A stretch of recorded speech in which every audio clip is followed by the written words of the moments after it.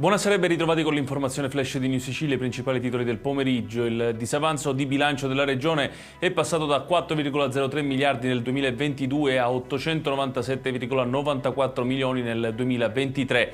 Un abbattimento dunque di oltre 3 miliardi e quanto emerge dal rendiconto per il 2023 approvato questo pomeriggio dal Governo. È un grandissimo risultato il commento del Presidente Schifani.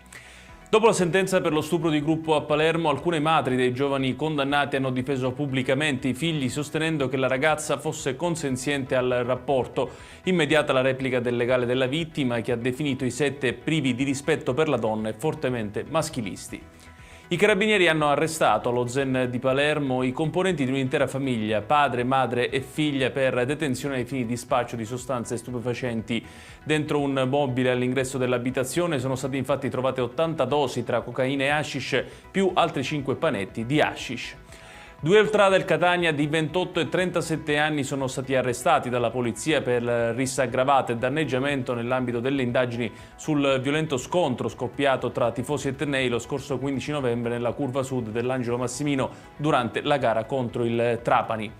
E chiudiamo con il meteo. La Sicilia domani vedrà tempo stabile durante il giorno, ma in serata arriveranno correnti umide che porteranno nuvole e qualche pioggia leggera, in particolare sul litorale meridionale. Le temperature saranno in linea con i giorni precedenti.